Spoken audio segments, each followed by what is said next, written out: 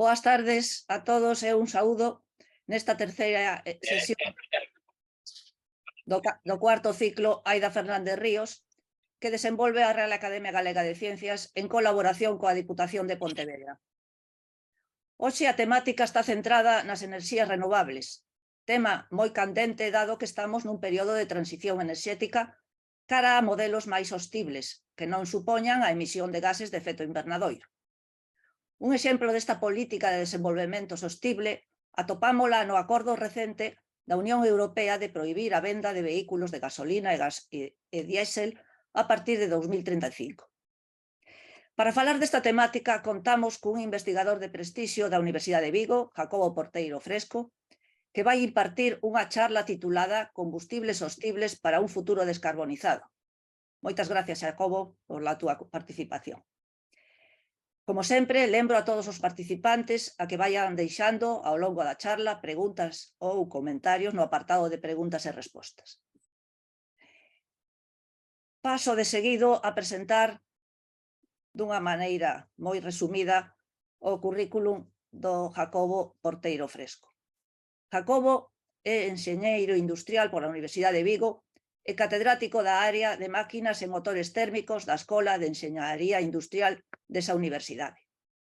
Desenvolve a súa investigación no Centro en Tecnoloxías, Enerxías e Procesos Industriais, Cintex, dentro do Grupo de Investigación de Tecnoloxía Enerxética, grupo referente en España neste campo. Jacobo Porteiro é coautor de máis de un centenar de artigos en revistas de prestixio, impartiu conferencias en multitude de congresos internacionais e nacionais e participou en numerosos proxectos de investigación, así como en contratos coa industria, sendo investigador principal en moitos deles. Jacobo Porteiro compaxinou a súa actividade científica con cargos de xestión. Foi director do Departamento de Enxeñaría Mecánica, Máquinas e Motores Térmicos e Fluidos desde 2012 ata 2018 e desde ese ano é director da área de sustentabilidade da Universidade de Vigo, estando moi comprometido coa aplicación dos piares da economía circular. Entre outros cargos tamén gustaríame mencionar que desde 2014 é delegado por España no Comité de Combustión da Axencia Internacional da Enerxía, chegando a ser durante algúns anos presidente deste comité. Cando queras, Jacobo.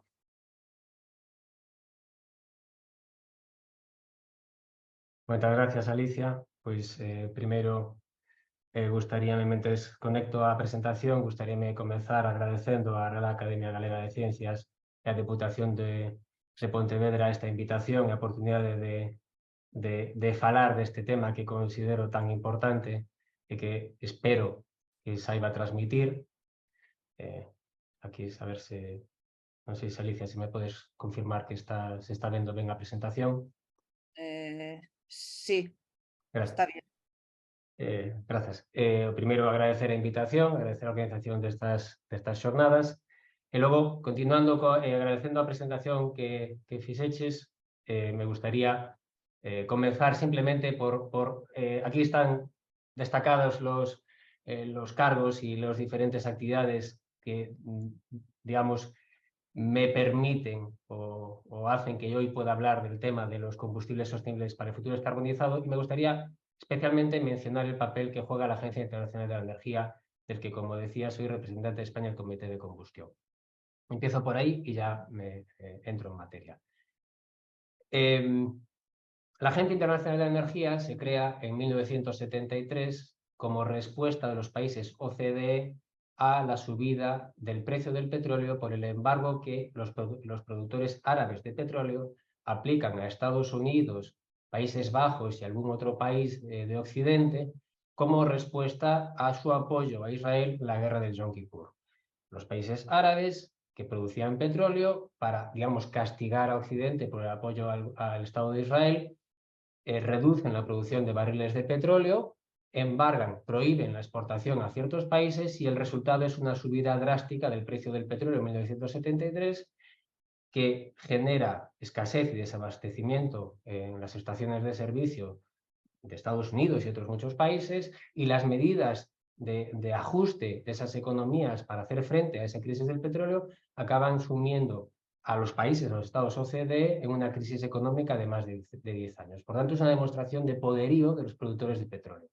Precisamente a raíz de eso, los países OCDE, que son los que están resaltados aquí en un color azul más oscuro, acuerdan crear la Agencia Internacional de la Energía, inicialmente como organismo regulador o que intenta influir en el precio del petróleo. Y para hacerlo, acuerdan los países, y España es socio fundador desde el comienzo, acuerdan los países OCDE, en ese momento son 30 y son el 75% del consumo de petróleo mundial, esos 30 países, acuerdan que cada país tiene que almacenar 90 días de reservas de petróleo y la IEA asume como labor principal la gestión de ese almacén estratégico para inyectar barriles en los momentos en los que el mercado baje de oferta, porque desde algún país OPEC, desde los productores y exportadores, se pretenda alterar el precio del crudo.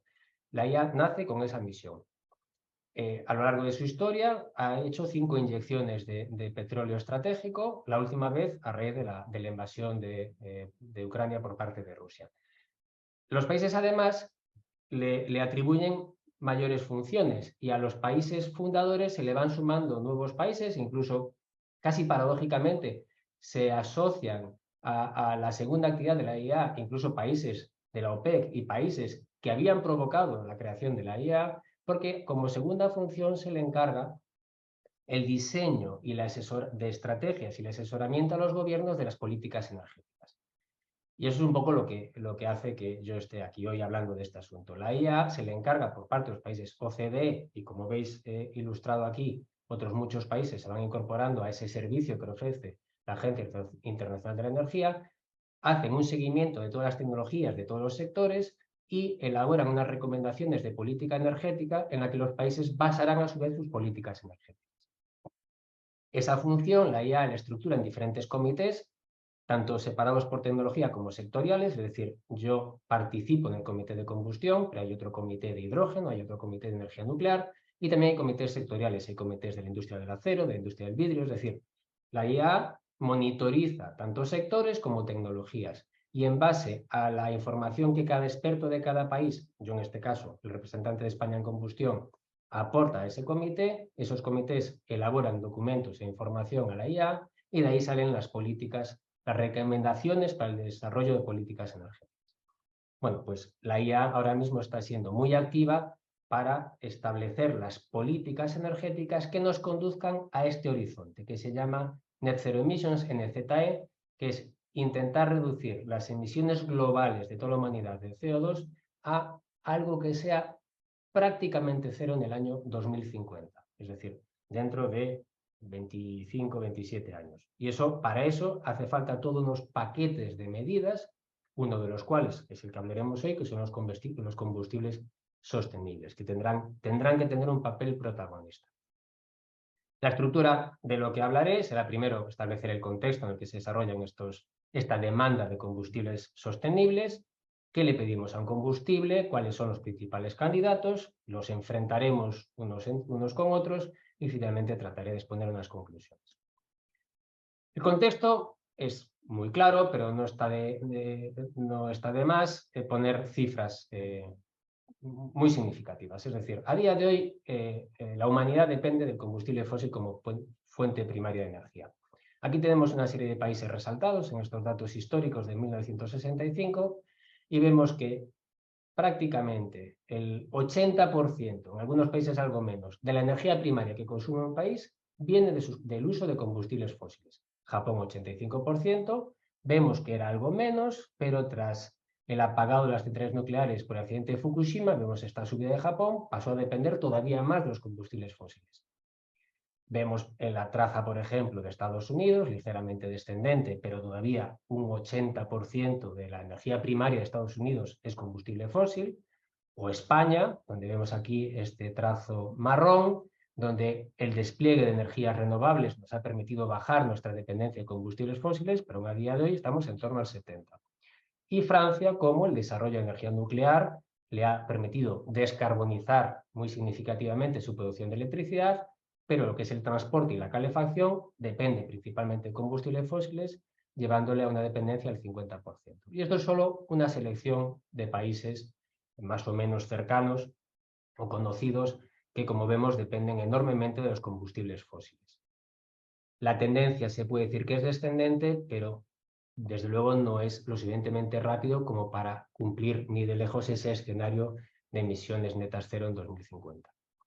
Si lo vemos a nivel global mundial, de diferentes fuentes de energía primaria, vemos aquí en este recuadro las que son de origen fósil, el gas natural, el petróleo y el carbón, desde 1800 a más o menos la actualidad, y vemos cómo son grandes protagonistas de la energía primaria mundial, sin comparación con la hidroeléctrica, la nuclear, este despertar que se ve de la solar, se ve que está a otra escala, y quizás la biomasa tradicional sí que tiene una traza, vemos que muy homogénea, incluso algo en incremento, pero tenemos que tener en cuenta que esto es mundial.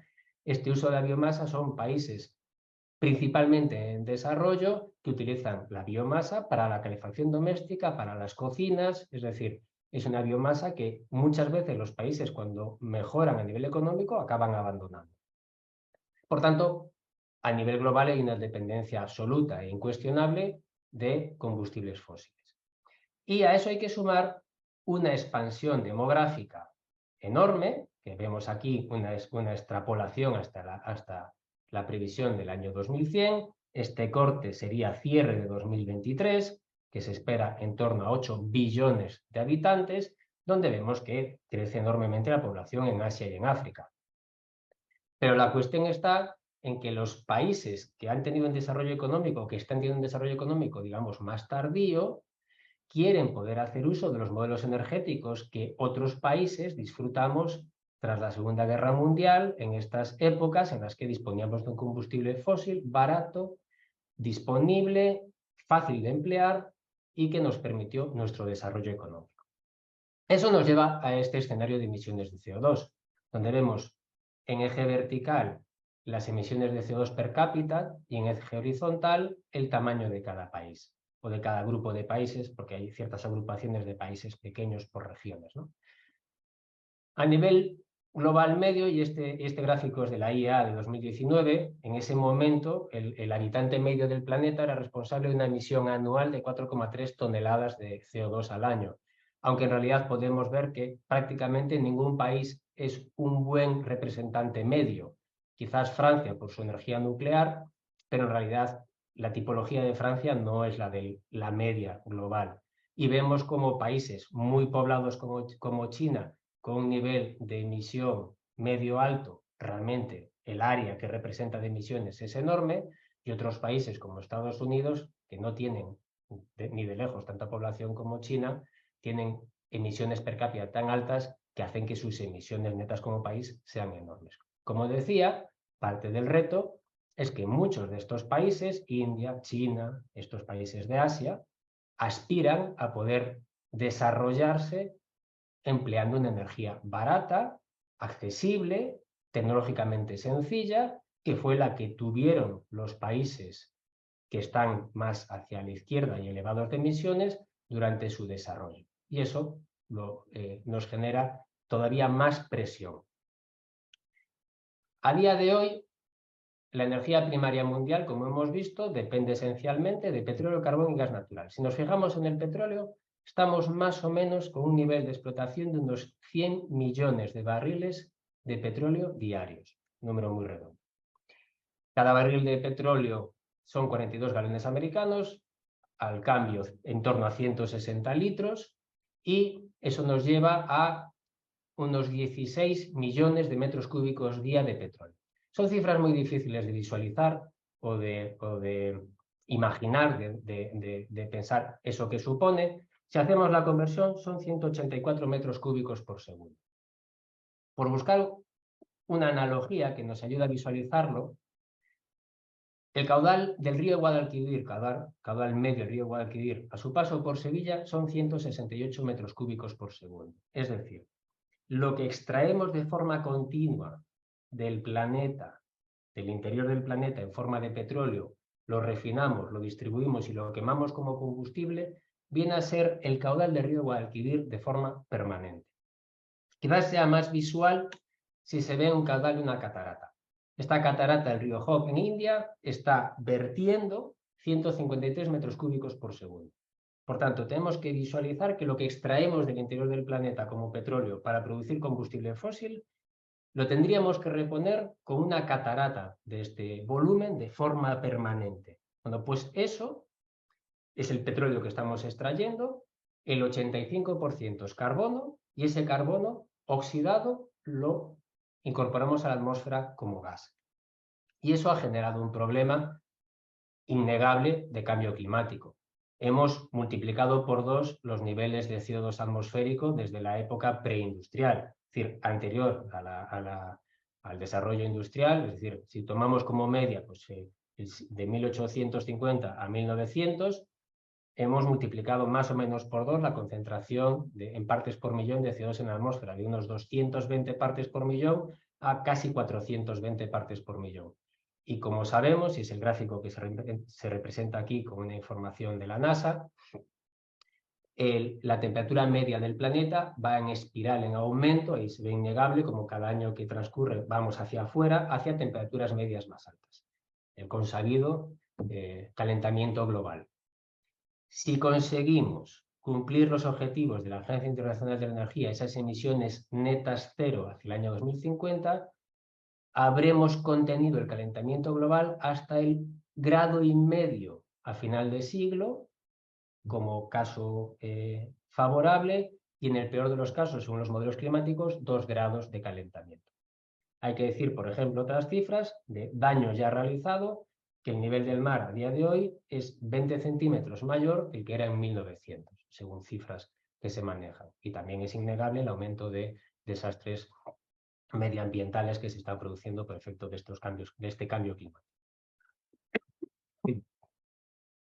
Me gustaría rescatar una frase famosa del ministro iraní de Arabia Saudí de petróleo, que dijo en 1973. Tiene mucha relevancia esta frase, porque ya cuando los países árabes mostraron su poderío a Occidente con esa subida del precio del petróleo en 1973, ya el ministro de Arabia Saudí de petróleo, el jeque Yamani, ya dijo, al igual que la edad la edad de piedra no se terminó por la falta de piedras, la edad del petróleo se terminará mucho antes de que nos quedemos sin petróleo.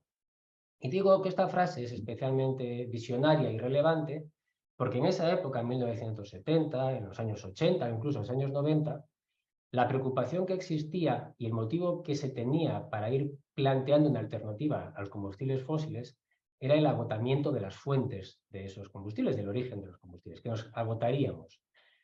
Da la sensación de que siempre quedan 50 años de combustible fósil, es decir, hace 50 años se decía que nos quedaban 50 años y a día de hoy se dice que nos quedan 50 años de combustibles fósiles con este nivel de explotación. Lo que es evidente es que tenemos que abandonar los combustibles fósiles mucho antes de que los agotemos. Es decir, el argumento del agotamiento de las fuentes de esos combustibles fósiles ya no es ni de lejos el motor principal. El motor principal es el cambio climático y reducir drásticamente nuestras emisiones de CO2. Y eso nos lleva a un contexto político en el que inicialmente el gran motor de la selección de las políticas energéticas y los combustibles, previos al Acuerdo de París, que se mencionaba al comienzo, era la disponibilidad y el coste de esos combustibles. El éxito que se tuvo en el Acuerdo de París fue, hacer participar en la decisión la descarbonización. Y es histórico del Acuerdo de París que por fin tuvo efectos legales que comprometían a los países. Es decir, los países se comprometían legalmente al cumplimiento del Acuerdo de París. Si se fijan, este es el nivel histórico, pero es que este es el año 800.000, digamos, antes de nuestra era. Y el año cero aquí es el 1950. Es decir, a lo largo de la historia, estos son los niveles en los que ha oscilado el CO2 atmosférico. 1950 es esto, y esto es lo que ha subido por efecto de la acción del hombre. Después del Acuerdo de París, con un movimiento todavía más, una conciencia todavía más descarbonizadora, se llega al Acuerdo de Glasgow, el COP26 en 2021, donde se incrementan todavía más los objetivos de la descarbonización, donde incluso ya se abandona, nos alejamos del eje del coste y nos vamos directamente hacia una descarbonización. Lo que sucede posteriormente es la invasión Rusia de Ucrania y entonces aparece como elemento adicional de preocupación la seguridad de suministro, que hace que abandonemos un poquito de nuestras agendas esa urgencia por la descarbonización. Por suerte volvemos un poquito a compensar, a pensar en precio y descarbonización, pero hoy en día estamos todavía lejos de que todo esté pesando de igual manera. En algún momento tendremos que ir desde una preocupación menor en la seguridad hacia que pese tanto la descarbonización como, por supuesto, el coste, como, por supuesto, la seguridad de cada país para el suministro de su energía primaria. Pero, como se puede ver, y estamos hablando de muy pocos años a lo largo de la historia, 2015, 2021 y la invasión de Ucrania, también a nivel político estamos en un momento de grandes cambios muy radicales de las prioridades. Y eso también afecta a mucho de lo que voy a hablar en la presentación. Por tanto, es evidente que necesitamos un combustible. Es una imagen casi infantil la que pongo a la izquierda. Al final, un combustible nos interesa porque es una forma muy cómoda de transportar energía. Es un combustible líquido, sólido o incluso gas, contiene una gran cantidad de energía y la liberamos mediante una reacción química sencilla, autosostenible, que es la oxidación, y el reactivo que nos hace falta, el oxígeno, lo tenemos abundantemente en la atmósfera. Por tanto, un combustible es una forma muy cómoda de producir una liberación de calor allí donde le necesitemos y aún encima produce temperaturas suficientes para producir luz visible, y se utilizan y se han utilizado muchos combustibles para iluminación. La temperatura nos permite cocinar alimentos. Luz y cocinar alimentos es el origen, casi diría, primitivo del fuego, ¿no? Para procesos industriales nos permiten los combustibles producir vidrio, cemento, acero. Muchos productos se basan en el uso de combustibles y además la revolución industrial se produce gracias a que encontramos la forma eficiente de convertir ese calor del combustible en trabajo, es decir, los motores, y a través de los motores también la producción de electricidad. Centrales térmicas, motores térmicos, el transporte. De hecho, este gráfico demuestra un poco, muestra, más que demuestra, muestra el destino que tienen los diferentes combustibles fósiles, petróleo, gas natural y carbón, y las fuentes de energía renovable y la energía nuclear. Y como vemos, en gran medida el petróleo se utiliza para el transporte, el 94% del transporte se basa en el petróleo, pero también se utiliza en la industria, también se utiliza para el sector residencial, la calefacción o la producción de energía eléctrica. El gas natural, esto pone 3, es decir, es muy poca cantidad, sobre todo se destina a industria, calefacción y energía eléctrica, y el carbón muy poquito hacia la industria y la calefacción, prácticamente todo él hacia la producción de energía eléctrica. Por tanto, los combustibles fósiles representan, insisto, la mayor fuente de energía primaria que tenemos y son los responsables a día de hoy de la mayor parte de nuestro transporte, una gran parte de la producción de calor a nivel industrial y una gran parte de la calefacción de nuestras viviendas y de nuestro sector residencial. ¿Qué nos ofrecen los combustibles fósiles? Son muy densos energéticamente, es decir, por cada kilo de combustible pues hay una gran cantidad de energía y además, especialmente los líquidos, son muy densos volumétricamente, es decir, un kilo de hidrocarburo, estos son los fósiles, contiene una gran cantidad de energía, más que todas las alternativas de las que vamos a hablar hoy. Además, son fáciles de extraer, son baratos, son estables, son fáciles de transportar, son muy adaptables a los diferentes usos que se les quiere dar, y aún encima no podemos olvidar que hay otros subproductos, materias primas, que se derivan del refino del petróleo, como pueden ser los asfaltos o sustancias para la industria química. Es decir, no es tan fácil pensar en una alternativa a los combustibles fósiles. El resto de los combustibles que conocemos, incluido las baterías de acumulación de energía eléctrica, no presentan ni de lejos las propiedades de almacenamiento de energía que nos ofrecen los combustibles fósiles. Esto de aquí a la derecha, LH2, es hidrógeno líquido e hidrógeno comprimido. Vemos que a nivel másico el hidrógeno es un muy buen combustible, pero a nivel volumétrico pues hay muy poca densidad de energía. Por tanto, va a ser un combustible que presente problemas. Si aún encima añadimos el peso de su almacenamiento, ya ambos se vienen aquí. Es decir, son combustibles muy poco densos si tenemos en cuenta el almacenamiento que requieren. Vamos a hablar entonces ahora de diferentes candidatos. Lo primero, tenemos que ver, por ejemplo, en el caso del transporte, que no va a haber una única solución para todas las necesidades que existen. Dependiendo de si hablamos de motocicletas, vehículos ligeros, autobuses, camiones, aviones pequeños, aviones más grandes, transporte, digamos, grandes rutas de aviación, o barcos, cruceros o portacontenedores, la distancia y la masa, el peso de esos vehículos es totalmente diferente. Y aunque a día de hoy la gasolina o el gasóleo está resolviendo, ofreciendo una solución de energía primaria a todos estos elementos, es inasumible pensar que la solución que le vamos a dar a una moto vaya a ser la misma que le ofrezcamos a un portacontenedores. Para la zona más pequeña en cuanto a distancia recorrida y peso de los vehículos, casi con toda seguridad la gran solución será la movilidad eléctrica, los vehículos eléctricos. Y es posible que para una zona intermedia de transporte de mercancías, transporte algo más pesado de pasajeros e incluso puede que alguna aviación ligera, el hidrógeno, tanto en pila de combustible como a través de motores térmicos, pueda ser la solución intermedia. Lo que queda por resolver, y sin duda tendrán que ser combustibles en motores de combustión interna, será la aviación, ciertos aspectos de la industria y los barcos, el sector naval.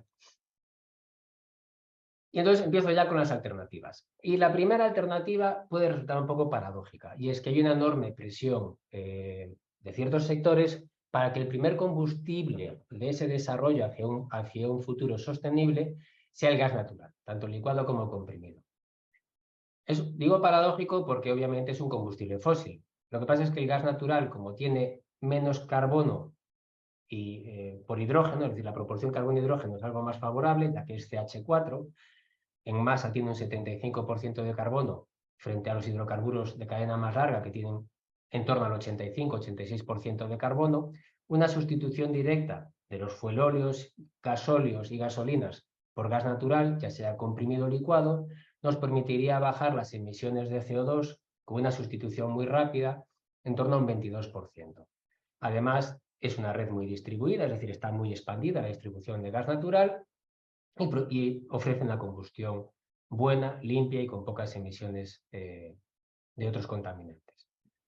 Desventajas. La primera y más obvia es que sigue siendo fósil, y la segunda es que existe un riesgo de un nuevo lock-in tecnológico, es decir, le llamamos lock-in tecnológico a una tecnología que por estar muy madura, muy extendida y muy optimizada, presenta muchas barreras para que otra tecnología que incluso tras el despliegue fuese mejor, durante las fases de despliegue, al presentar incomodidades, no llega a penetrar. Es decir, es un acomodamiento tecnológico, ¿no?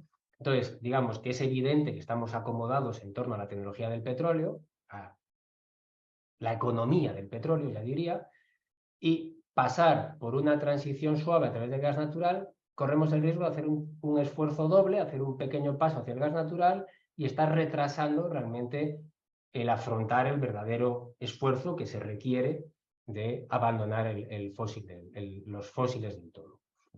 Y además hay que tener en cuenta que el metano es una molécula con un gran poder de efecto invernadero, es decir, 1 kilo de metano tiene un efecto de calentamiento global 28 veces superior al CO2 y, por tanto, si ese metano se producen vertidos, si se producen emisiones o methane slip, que es que en los motores térmicos parte del metano puede ir directo al escape, ese metano también va a generar emisión de gases de efecto invernadero.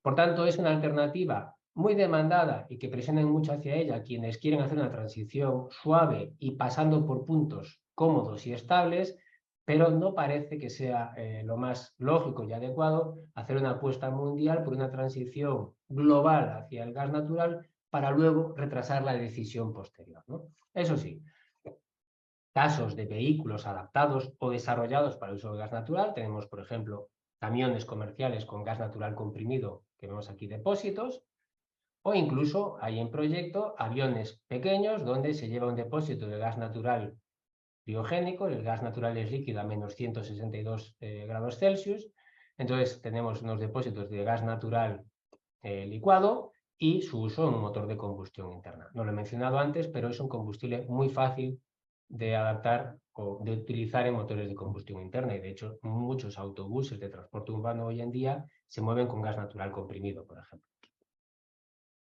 La segunda alternativa, y es un combustible que se habla muchísimo, es sin duda el hidrógeno. El hidrógeno es un muy buen combustible y además tiene una combustión muy limpia porque es solo hidrógeno, va a producir solo agua cuando se oxide. Y nos permite, y tiene como gran ventaja, que nos permite una producción muy descentralizada del hidrógeno. El hidrógeno se produce por electrólisis del agua, por tanto, para la producción descentralizada de hidrógeno solo hacen falta electrolizadores, energía eléctrica para la electrólisis y agua dulce. Por tanto, es un combustible al que puede acceder cualquier país que disponga de una fuente de energía eléctrica renovable, es decir, puede desplegar un electrolizador y producir su propio hidrógeno, lo cual es enormemente atractivo para la economía del hidrógeno futura, que es uno de los... Ahora hablaré de ello, ¿no? Pero también presenta desventajas. Primero, que es muy poco denso, es decir, el hidrógeno tiene muy poca densidad, tanto como líquido como gas, pero obviamente especialmente como gas. Se requiere mucha energía, es decir, es muy intensivo en electricidad la producción de hidrógeno por electrólisis. Y en ciertos países donde se puede producir energía eléctrica renovable, por ejemplo fotovoltaica en zonas desérticas, puede haber un problema por el abastecimiento de agua de esos electrolizadores. Es decir, quizás en Galicia no nos deba preocupar la disponibilidad de agua dulce para un electrolizador, pero en otros países donde puede haber una buena producción de energía eléctrica renovable, sí puede llegar a ser un problema la disponibilidad del agua. Y luego el hidrógeno posee otros riesgos en su almacenamiento, en su transporte, y por ejemplo fragiliza el acero y otros metales porque se difunde dentro de ellos y reduce su resistencia. Por tanto, es un gas que presenta muchos retos, tiene enorme potencial, tiene mucho interés, pero no es para nada sencillo. Además, los costes de producción de hidrógeno con energía eléctrica renovable son altos. Casos existen incluso comerciales. El Toyota Mirai, que es 100% comercial, es un vehículo que se puede adquirir, es un vehículo movido por una pila de combustible alimentada desde unos tanques de hidrógeno, lleva 5 kilos de hidrógeno comprimido y, como digo, es un vehículo totalmente comercial y que se puede adquirir a día de hoy. Con esos 5 kilos de hidrógeno y con una pila de combustible es capaz de recorrer en homologación 483 kilómetros, reales en torno a 350, es una autonomía razonable, y lleva el hidrógeno almacenado a 700 bar en estos depósitos. Existen otros muchos casos de uso de hidrógeno. Por ejemplo, tanto Ferroli como otros fabricantes de calderas murales domésticas ya han lanzado o están iniciando los procesos para lanzar las calderas domésticas para producir agua caliente y calefacción si se les suministra una línea de hidrógeno. Es decir, los diferentes sectores han ido adaptando sus productos a el hidrógeno en pila de combustible, en motor térmico o, como vemos aquí en este caso, caldera. Ya hablaba antes de una economía del hidrógeno, porque el hidrógeno se contempla que sea un eje, un elemento transversal a toda una economía de los combustibles sostenibles, porque la generación de electricidad renovable nos va a permitir, mediante la electrólisis, producir hidrógeno. Puede que también contribuyamos a la producción de hidrógeno, continuemos con el reformado con vapor, el steam reforming, que es la forma actual de producir hidrógeno mediante combustible fósil, pero en este caso habría que secuestrar ese carbono, ese CO2 producido. Eso nos permite generar hidrógeno a gran escala y ese hidrógeno puede ser empleado y distribuido como tal hacia los diferentes sectores consumidores o puede ser a su vez transformado en otro combustible, en ese caso le llamamos un vector del hidrógeno. En esta ilustración es el amoníaco, pero podría ser el metanol o un electrocombustible diferente. En este caso se plantea amoníaco para fertilizantes y el transporte naval.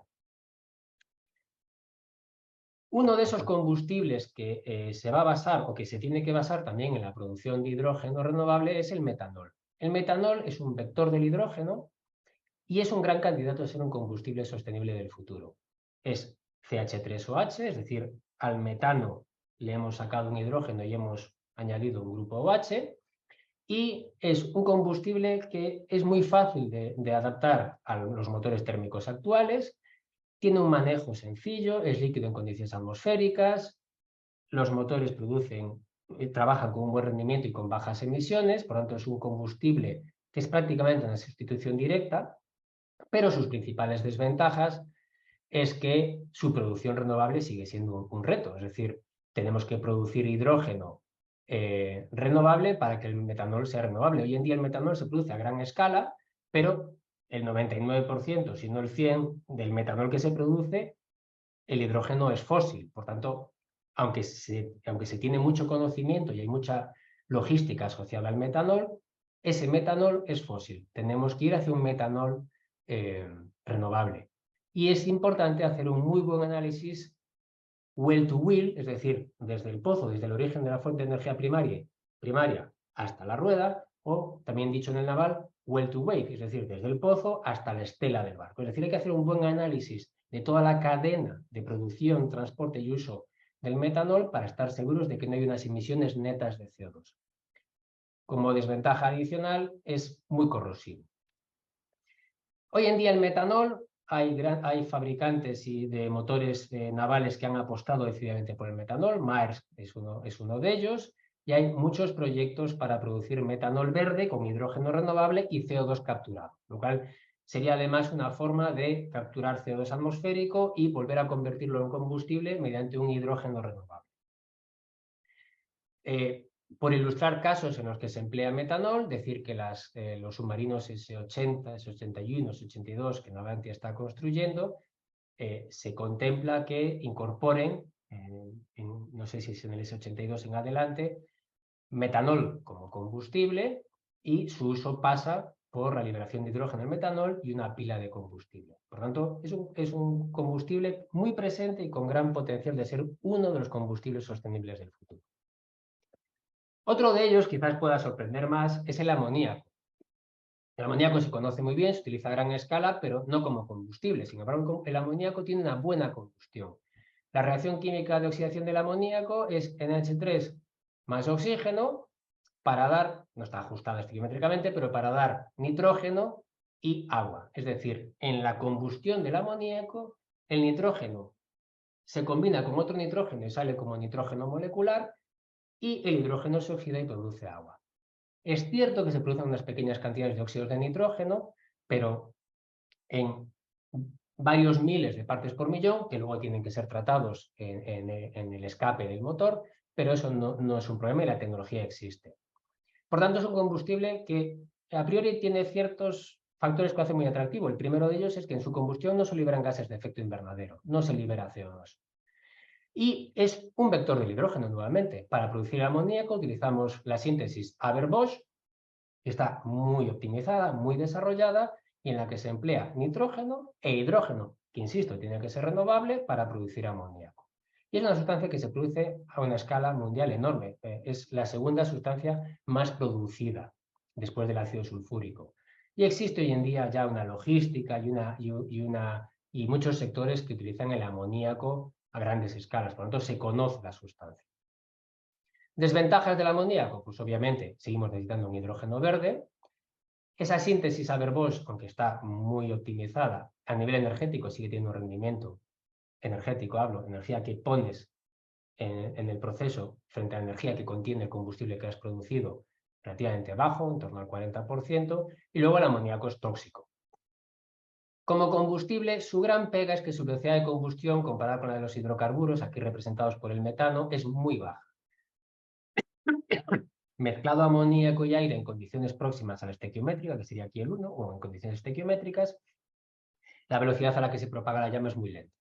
Y eso va a hacer un poquito más difícil la adaptación de los motores rápidos hablo rápidos, los diésel de 4 tiempos, a el uso directo de amoníaco, aunque es una tecnología que se está desarrollando y que en un par de años probablemente ya esté disponible. Una de las preocupaciones adicionales al uso del amoníaco es un posible impacto ambiental por la alteración del ciclo del nitrógeno, ya que estaríamos utilizando, si el amoníaco fuese un combustible alternativo a los fósiles, lo estaríamos utilizando en una escala no antes prevista y ese nitrógeno tiene que hacer un ciclo. Bueno, pues puede haber una afectación del ciclo de nitrógeno. Hoy en día son los combustibles más investigados y que más esperanza se tienen en que puedan resolver alguno de los sectores que tenemos que resolver. Ejemplos en los que se contempla el uso de amoníaco, por ejemplo, para aviación, ya que es un combustible líquido, y en este caso, para solventar el problema de la velocidad de combustión, al amoníaco líquido, parte de él se craquea para liberar hidrógeno y ese hidrógeno se le añade de nuevo al amoníaco para acelerar la combustión en la cámara de combustión y así hacerlo compatible con los turbofan, en este caso, con los motores existentes en aviación. Es solo un ejemplo. También hay muchos proyectos de uso de amoníaco en motores de 2 tiempos y 4 tiempos en el sector naval. El uso de amoníaco como combustible no es una novedad. Existen referentes de camiones en Noruega, tractores en Noruega en 1933, y está muy bien documentado una red de 12 autobuses urbanos en Bruselas, en Bélgica, durante la Segunda Guerra Mundial, que por la escasez de productos del petróleo fueron adaptados a amoníaco y con ellos se recurrieron más de 100.000 kilómetros quemando amoníaco en el motor sin que se tenga constancia de ningún problema mayor. E incluso pues, en aviación se ha utilizado para su combustión con oxígeno líquido, por ejemplo, en este avión cohete. Y también por decir hasta qué punto conocemos o se conoce el manejo, existe una red de 3.000 millas de amoníaco distribuido en tubería desde los puertos hacia los principales estados agrícolas americanos para la distribución de fertilizantes. Es decir, es una sustancia muy conocida, muy distribuida y que se maneja con relativa facilidad. Y es un combustible con combustión lenta, pero razonablemente apto. Seguimos con combustibles alternativos y sostenibles y estamos en el caso ya de los combustibles sintéticos y biocombustibles, lo que se conocen como electrocombustibles o e-fuel y biocombustibles. Son diferentes, pero tienen propiedades muy similares en el sentido de que se pueden producir desde fuentes renovables y que se busca con ellos que sean lo que se llama drop-in fuel, es decir, sustitución directa. Combustibles que se puedan introducir directamente en los equipos existentes sin que haya necesidad de adaptación. Puede tener una pequeña adaptación, quizás el almacenamiento, ciertos materiales, gomas principalmente para que sean compatibles con esos biocombustibles y electrocombustibles, pero no sería necesaria una adaptación severa ni de las redes de suministro ni de los motores. ¿Cuál es la principal desventaja de los biocombustibles y los combustibles sintéticos?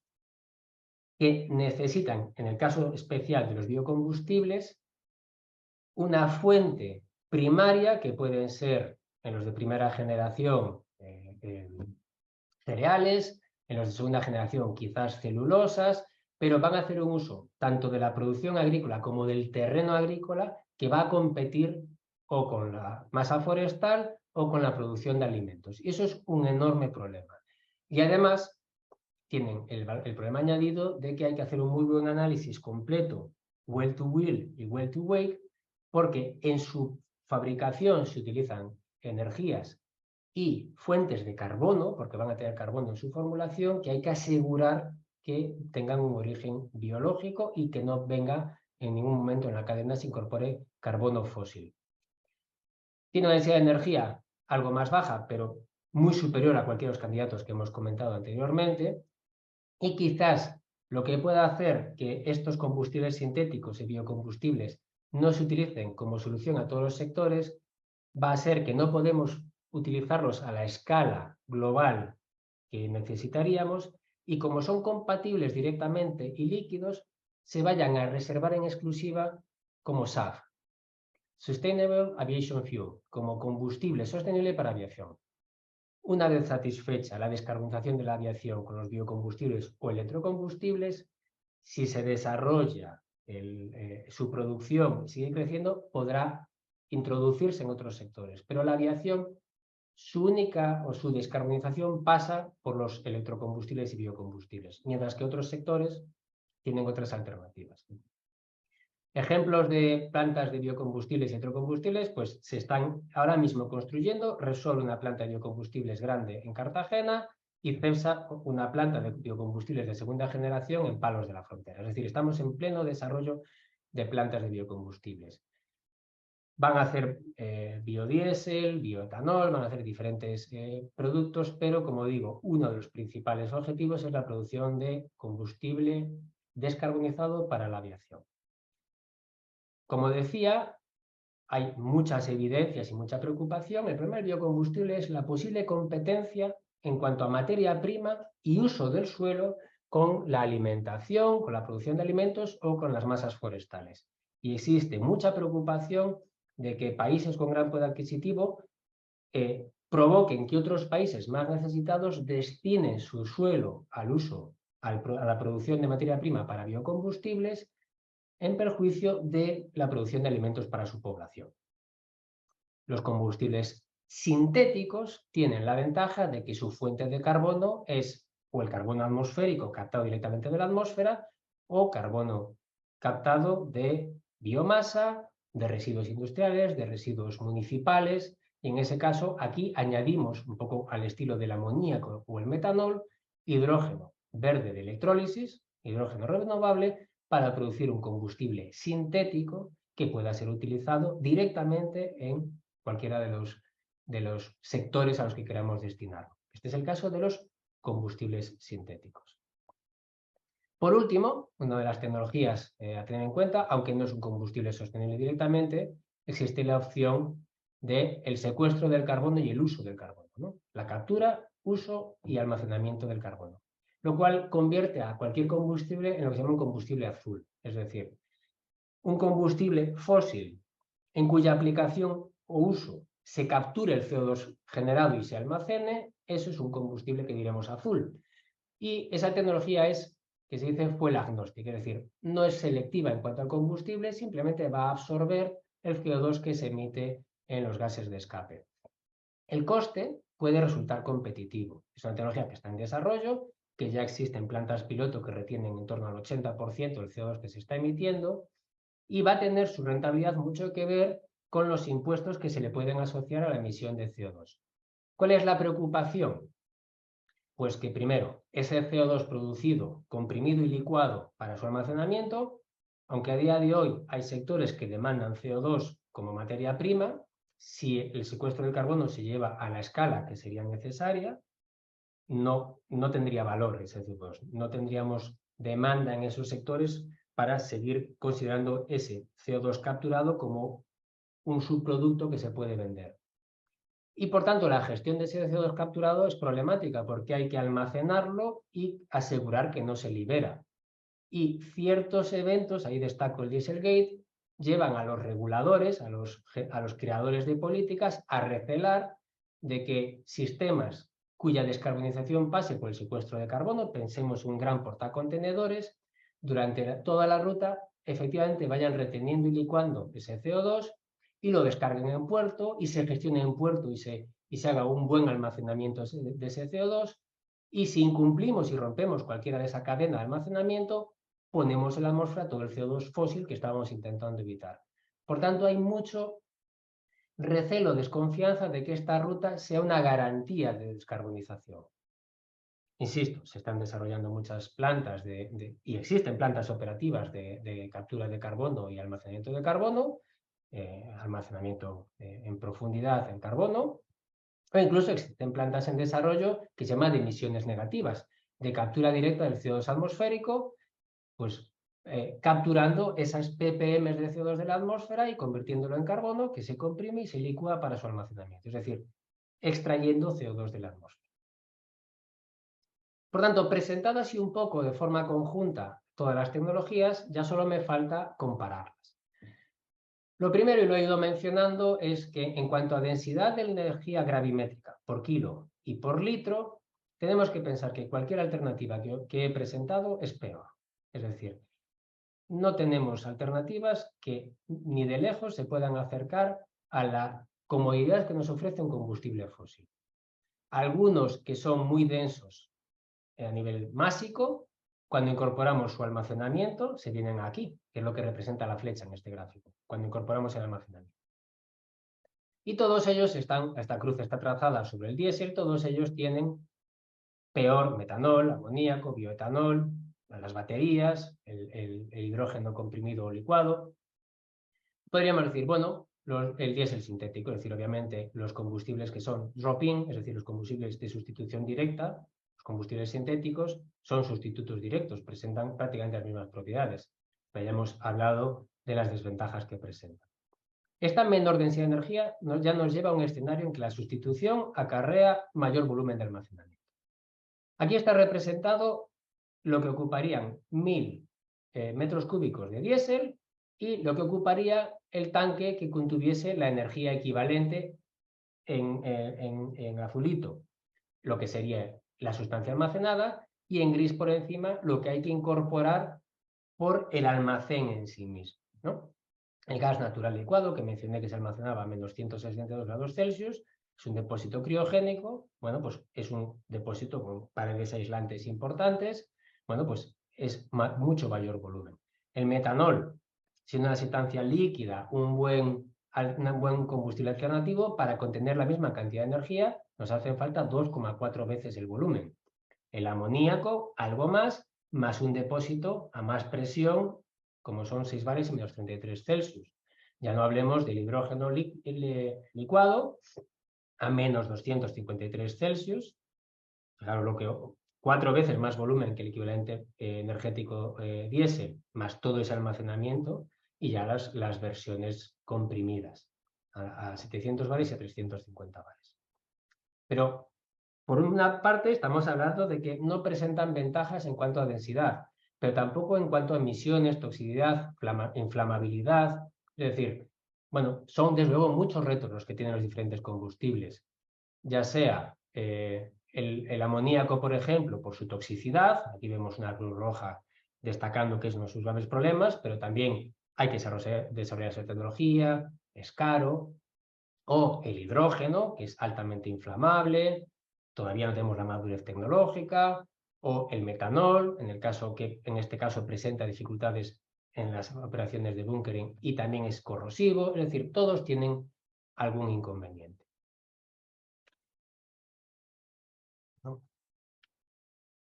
A ver si avanza. Por tanto, pasamos a las conclusiones.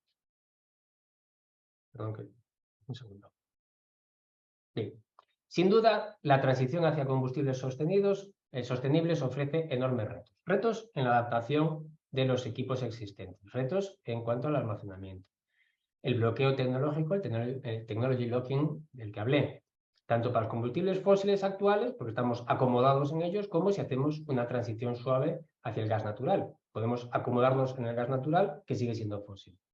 Hay riesgos económicos, es decir, esta incertidumbre hace que las entidades financieras pues tengan dudas a la hora de financiar grandes proyectos que son necesarios para el despliegue de infraestructuras, de plantas de producción. Es decir, la incertidumbre tampoco ayuda a nivel económico a que las grandes corporaciones puedan apostar por metanol, por amoníaco, por combustibles sintéticos.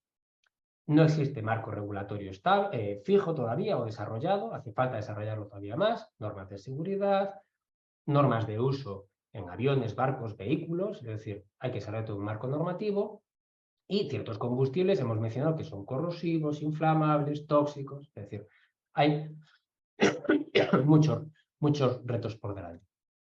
Por tanto, aquí tengo principales retos. Los retos son tanto en la producción como en la distribución, como el verdadero well to wheel, es decir, el análisis completo de las emisiones de CO2 asociados a ello, como en el desarrollo tecnológico de los equipos para su uso. Pero esto, no sé si es evidente lo que va a suceder, es la punta del iceberg. Es decir, nos hace falta también herramientas de apoyo financiero, que todo el ecosistema industrial se adapte y escoja un único combustible para que la economía de escala favorezca ese combustible, que a nivel político esté en sintonía y se apoye ese combustible, que haya un marco legal y jurídico sólido. Estamos en un mercado global en el que hay grandes intereses por la situación actual, donde los países que tienen petróleo están acostumbrados a unos ingresos generados por ese petróleo.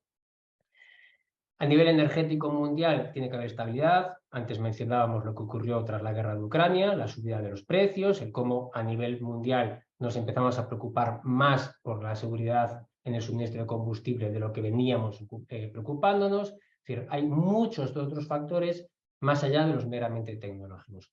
Por tanto, el combustible sostenible del futuro no será el que sea más adecuado para el motor, ni el que sea necesariamente más fácil de producir. Son toda una serie de factores, todos ellos tienen que alinearse para que acertemos y escojamos un combustible o varios, dependiendo de los sectores y los usos, para ese futuro descarbonizado.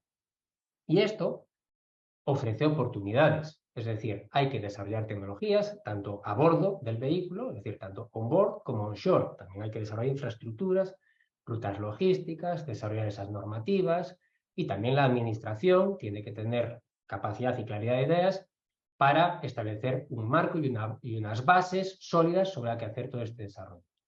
Y puesto que estas charlas las apoya la Diputación de Pontevedra, la Academia Gallega de Ciencias, que decir que Galicia tiene una posición privilegiada en este nuevo escenario. Es decir, tanto por ubicación, aquí vemos las rutas de transporte y cómo Galicia está en un nodo de transporte para esa logística de los combustibles, por ubicación, por capacidad industrial, por capacidad tecnológica y de generación de conocimiento, centros tecnológicos, universidades. Es decir, Galicia tiene una posición privilegiada, tenemos que hacer transición, pero es que además también tenemos la necesidad de hacer esa transición. Es decir, es irrenunciable.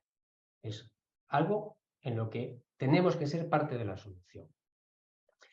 Y como me da la sensación de que la presentación puede resultar un poco negativa en términos generales, como mucha incertidumbre, sí me gustaría terminar, y esta es la última diapositiva, con motivos, destacar motivos que nos pueden hacer ser mínimamente optimistas. Lo primero es que es evidente que ya existe una conciencia social, es decir, todo el mundo asume que hay que abandonar el modelo energético actual, y aunque se pudo discutir hace años, ya nadie es unánime el diagnóstico, es decir, nadie discute ni el cambio global, ni el impacto que tiene el hombre, el calentamiento global, perdón, ni el impacto que tiene el hombre sobre el calentamiento global, ni que tenemos que abandonar el petróleo. Y además estamos en un momento de evolución tecnológica vertiginosa. Esto es una visualización de la Agencia Internacional de la Energía de 12 factores facilitadores para la transición. En rojo están los que van muy retrasados, en amarillo los que van más o menos según se espera de ellos, pero se espera que sigan acelerando, y en verde los que presentan una buena marcha. Así estaba esta taxonomía en 2019. Fijaros cómo ya hay mucho más amarillo en 2020 y cómo ya hay muchísimo más verde, es decir, estamos en un momento de desarrollo vertiginoso. Como por ejemplo demuestra la fotovoltaica. En 2007, un vatio pico de panel fotovoltaico costaba 3,3 euros. Hoy en día cuesta 0,28. Es decir, se ha reducido en más de 10 veces el precio del panel fotovoltaico. El resultado, por ejemplo, España ha disparado la instalación y producción de energía eléctrica fotovoltaica. Hoy en día tenemos en nuestra red eléctrica en el orden de 16.000 megavatios de panel fotovoltaico produciendo electricidad. Es uno de los principales contribuyentes, pero hace nada, 15 años, no eran significativos. Es decir, en solo 15 años España ha desarrollado una enorme capacidad fotovoltaica. Por tanto, cuando se dan las circunstancias, el apoyo y nos beneficiamos de los factores de escala, podemos cambiar rápidamente un escenario energético. Además, existe un nuevo compromiso político con países verdaderamente comprometidos, y luego existen ciertos mecanismos adicionales que pueden hacer que los gobiernos presionen para romper esos technology lock-in, ¿no? esos puntos de acomodamiento en los que podemos caer. Y el principal de ellos es el carbon pricing, es decir, que se acabe poniendo un precio a la emisión de CO2 y jugando con ese precio, en el balance se provoque que ciertos sectores que les cuesta la descarbonización, ciertos sectores o usuarios, al tener que pagar por la emisión de CO2, enseguida vayan cambiando sus cuentas de rentabilidad y les salga rentable cambiar hacia un combustible diferente, descarbonizado. Y eso, por tanto, creo que existen motivos para que seamos mínimamente optimistas de cara a este futuro descarbonizado en el apartado de combustibles. Con esto termino la presentación que tenía preparada. Espero haber sabido transmitir el mensaje y quedo a disposición ahora de Alicia para lo que considere. Gracias. Muchas gracias, Jacobo. Puedes dejar de compartir la pantalla. Muy bien. Sí, claro que sí. Nada, la charla muy amena. Yo, desde luego, que no soy experta en este tema, aprendí mucho, hasta fui cogiendo mis notas y todo. Mira, diste, bueno, al final un aspecto, como diciendo, positivo, ¿no? O no, optimista, pero con tantos retos y desafíos como es que pusiste ahí en la punta del iceberg y eso, ¿tú crees que para el 2030-35, que es lo de la prohibición de la venta, por ejemplo, de los vehículos de gasolina y diésel, estaremos preparados? ¿No te parece demasiado pronto? Sí, a mí, sinceramente, honestamente, me parece demasiado pronto. Creo que algunas de estas medidas tienen como objetivo marcar metas, puede que inalcanzables, pero muy ambiciosas, que permitan acercarnos a ellas o cumplirlas parcialmente y provocar el que ciertos sectores más escépticos se vean forzados a realmente plantearse los cambios. No para alcanzar esas cifras, pero sí para romper de su confort ciertos sectores. Por ejemplo, en el caso del naval, IMO, que es quien gestiona el naval a nivel internacional, es muy reacio a aceptar las reducciones, ese horizonte net cero. Tenía unos objetivos, o tiene todavía, porque aún los tiene que actualizar en julio, unos objetivos muchísimo más modestos. Pero esta presión internacional le obliga a adoptar los net cero y con ello tiene que replantear el desarrollo de normas de redes portuarias que probablemente no cumplirán el net cero, pero al menos se acercarán más de lo que se acercaría si se le permite ser más realista en sus objetivos, ¿no? Entonces, yo creo que tiene un poco un efecto incentivador de decirle a nivel global, estamos hablando de que en 27 años, cero.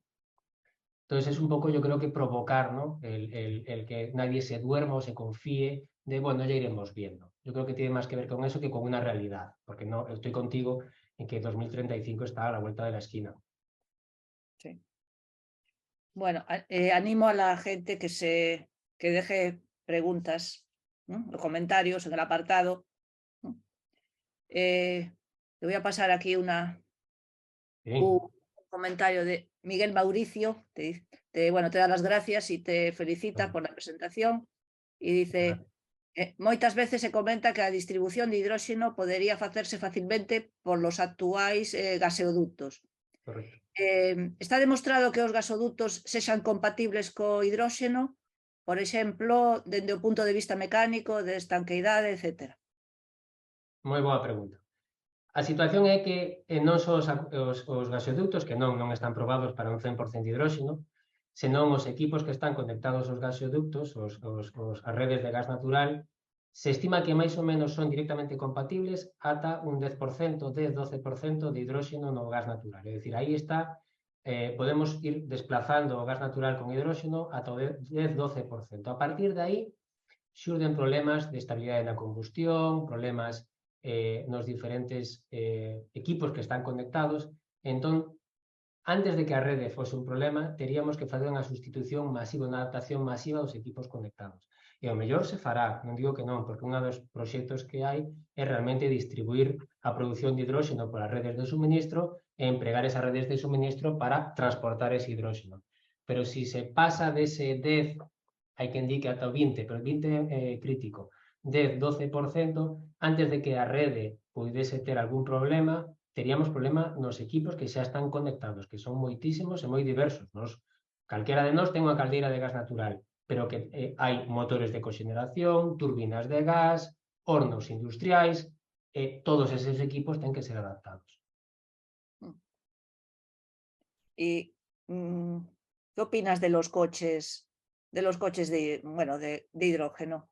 Porque hay todavía, ¿crees que va a ser futuro? Es un futurible, porque hay mucha gente, no, el miedo posible explosión y todo esto. El hidrógeno es un gas muy complicado y difícil de manejar, y yo creo que el hidrógeno para automoción ligera no se va a utilizar porque presenta muchos problemas en la red de suministro, riesgo en los vehículos, y yo creo que ahí va a haber una transición fuerte hacia la electrificación, y eso ya se ve. Y en todo caso, si llegan a tiempo combustibles sintéticos en suficiente cantidad, porque como decía, lo primero es la aviación, antes yo creo que encontraremos biocombustibles, combustibles sintéticos en gasolineras. Yo la red de hidrogeneras que habría que desplegar, es una opinión totalmente particular, pero me cuesta verlo. Entonces yo no creo que se vaya, al menos para el vehículo ligero. Para el vehículo ligero no lo veo. Y el amoníaco, que te parecía que te gustaba mucho, pero el amoníaco Había solo para aviones y barcos. Me captaste bien. A mí el amoníaco me gusta, me atrae especialmente porque no tiene carbono. Yo lo veo en el sector naval, lo veo muy bien en el sector naval. Hay una preocupación grande con la toxicidad del amoníaco. El amoníaco es muy tóxico. Aunque a nivel industrial se maneja mucho amoníaco y se trabaja a diario con grandes cantidades de amoníaco. Bueno, y lo que dijiste del ciclo del nitrógeno, yo que Eso soy es. microbióloga. Eso es. Entonces hay mucha preocupación con el amoníaco. Pero sin embargo es un combustible razonablemente bueno, y la adaptación que hay que hacer en los motores también es asumible. Y a cambio no tiene carbono en su fórmula. Entonces no hay emisión de gases de efecto invernadero, lo cual hace que tengas que vigilar la producción y el suministro, pero en su uso no tienes la preocupación de qué va a hacer ese barco, ¿no? Que yo hablaba del secuestro del carbono. Entonces tú tienes un combustible que, vigilando la producción, tienes controlado la verdadera neutralidad en cuanto a emisiones de efecto invernadero, y eso creo que lo hace especialmente atractivo, porque en el metanol tienes carbono y también tienes hidrógeno, pero no tienes el amoníaco, ¿no? Pero tienes añadido el carbono, y ese carbono tiene que tener una fuente que no sea fósil, pero que tampoco venga de los cultivos, porque entonces tienes otro problema, y es la competencia con la alimentación y las masas forestales, ¿no? Entonces a mí el amoníaco para ciertos sectores sí me encaja. Vale. Bueno, a ver, aquí Miguel Mauricio, que te comenta, si puede volver a hacer otra pregunta, como no, podéis hacer lo que queráis. Dice que le llamó la atención la planta de captura de dióxido de carbono directamente de la atmósfera. Y dice, ¿es eso rendible do punto de vista enerxético? En qué consiste esa tecnoloxía? Bueno, esa tecnología se utilizan aminas, las aminas absorben CO2, se pulverizan, se hace una especie de scrubber, es decir, se rocía amina que se hace pasar por el gas que contiene el CO2, la amina absorbe el CO2 y luego la amina pasa a otro recipiente, a otro reactor en el que se calienta y libera el CO2 capturado, y ese CO2 se comprime y se licúa y se transporta. Eso es, digamos, el ciclo habitual de captura de CO2. En el caso del DAC, del Direct Capture, de la captura directa del atmosférico, es solo rentable, primero energéticamente, ya solo contemplamos el uso de energía renovable, es decir, desde luego es rentable energéticamente. No es rentable energéticamente porque no se produce energía, es decir, no estamos produciendo combustible, estamos retirando CO2 de la atmósfera. Y tenemos que emplear o energía eólica o fotovoltaica, es decir, cualquier energía que sea renovable, porque si utilizamos energía fósil lo hacemos peor. Y a nivel económico solo es rentable si se paga por tonelada de CO2 retenido bastante cantidad de dinero, es decir, por encima de esos $100 por tonelada. Entonces, en ese caso, sí puedes contemplar una instalación que genere ingresos por la retirada de CO2 de la atmósfera. No estamos cerca de que sea algo a nivel industrial relevante, pero se está trabajando mucho en llevar la tecnología al límite, a ver si es otro elemento más para la descarbonización, ya que nos generaría emisiones negativas. Está bien. Aquí hay un comentario de Alberto Tizón que te dice, fundamental tu conferencia. Me dice, ¿no crees necesario multiplicar la información general sobre estos temas? La gente está muy al pairo. Digo yo, pues hombre, yo creo que esto mismo que hablaste aquí, pues habría que difundirlo más, ¿no? Que la gente conociera todo esto, sí. A ver. Pues yo estoy de acuerdo. Creo que incluso a veces cuando oigo ciertas manifestaciones de políticos, de gente que tiene que tomar ciertas decisiones, es cierto que yo creo que a veces falta información. Y luego también hay que tener en cuenta que estamos hablando de algo que altera mucho el ecosistema económico. Es decir, lo decía antes, daba cifras, ¿no? Todos dependemos del petróleo. Y eso al final genera unos ingresos a ciertos países de forma muy concreta y en el futuro hacia el que nos dirigimos, todos aspiramos a tener una independencia energética. Por tanto, España, con su gran potencial renovable, tenemos hidroeléctricas, tenemos solar, tenemos eólica, eólica offshore. Bueno, pues aspiraremos a producir nuestros propios combustibles y eso significa que dejaremos de comprárselos a alguien. Ese alguien no tiene interés en que hagamos eso. Entonces hay mucha presión, hay mucha desinformación. Entonces es muy complejo incluso la toma de decisiones. E incluso yo mencionaba antes, en la propia Agencia Internacional de la Energía hay presiones, hay intereses. Estamos alterando un ecosistema enorme y muy arraigado en la sociedad. Entonces, bueno, sí es cierto, falta información y también hay muchos intereses. O sea, por lo que tú, por resumen de la charla, al final, después de analizar todos los pros y contras, habría que quedarse a lo mejor con 2 o 3 combustibles para un futuro, digo yo, ¿no? Una vez analizado las ventajas e inconvenientes, apostar por 2 o 3, decir, bueno, esto es más para la aviación, este para... Eso es, sin Y duda. no, porque ahora tenemos un boom, pues lo que dices tú, pues el metanol, el biotanol, estamos bombardeados de... y no sabes ya, digo yo. Exactamente. Yo creo que van por ahí los tiros. Yo creo que el hidrógeno va a ser un elemento esencial, pero porque va a ser materia prima de muchos combustibles. No veo que el uso directo de hidrógeno sea tan fácil porque en su transporte presenta muchos problemas, pero esos vectores del hidrógeno, ya sea el amoníaco o el metanol, para mí van a ser los combustibles para ciertos sectores, como son el naval, el transporte pesado, en carretera, tren o lo que queramos contemplar. Para aviación yo creo que iremos a combustibles sintéticos, ese SAF, ¿no? Sustainable Aviation Fuel, biocombustibles y sintéticos casi en exclusiva en aviación, luego si se producen a mayor escala irán penetrando en otro sector, pero mientras la aviación, es que la aviación no tiene alternativas, es decir, no nos queda más remedio, ¿no? Y otros sectores pues tendrán que ir a combustibles más incómodos, pero no podrán disputarle el sintético a la aviación, porque los va a tener en exclusiva, ya que al queroseno actual la única solución, porque el avión tiene que volar, y vemos cuanto más tamaño y peso suponen los depósitos, pues no tendrá más remedio que el sintético. Entonces yo lo que veo exactamente eso es que cada sector tendrá sus combustibles, en todos ellos tendrán en común el hidrógeno como elemento energizante de ese combustible, ¿no? Porque al final el hidrógeno está entrando ahí para aportar energía al combustible, entonces se producirá hidrógeno distribuido, se utilizará para producir diferentes combustibles, dependiendo del sector para el que sea, y tendremos una solución diversa en los diferentes sectores, sin duda. Yo es el horizonte que contemplo, desde luego. De acuerdo. Aquí, a ver, dicen, ¿hasta qué punto puede ser económicamente factible la combinación amoníaco más electrocombustibles? A futuro para todas las... es difícil en cuanto a precio.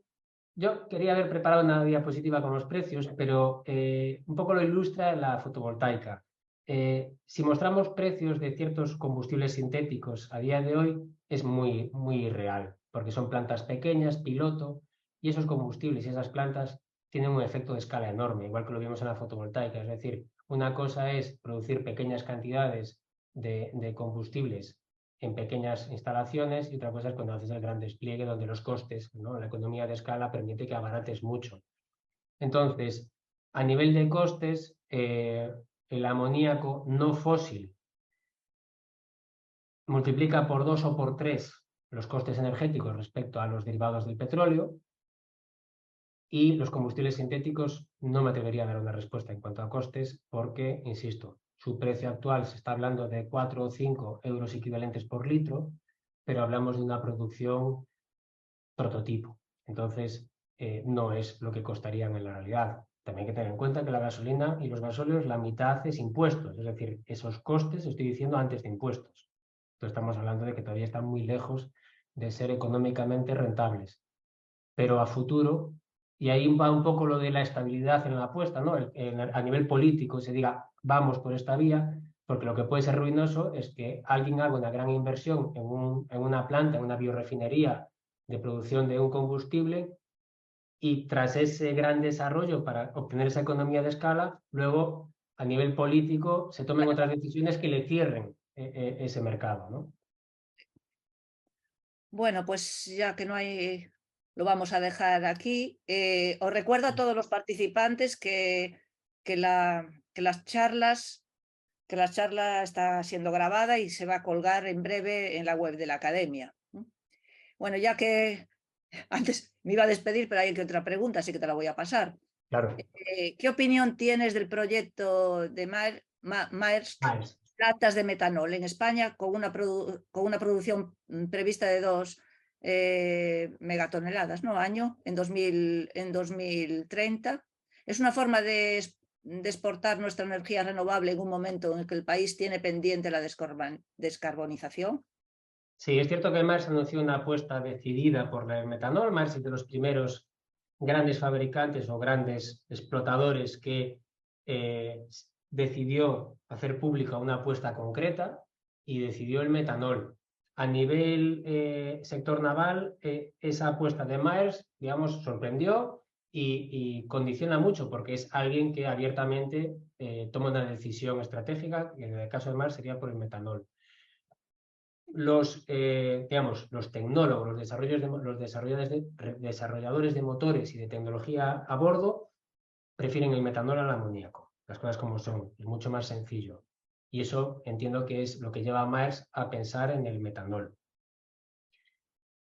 La IEA, por ejemplo, ya que yo estoy ahí metido, sigue dando muchas vueltas al asunto del carbono que contiene ese metanol.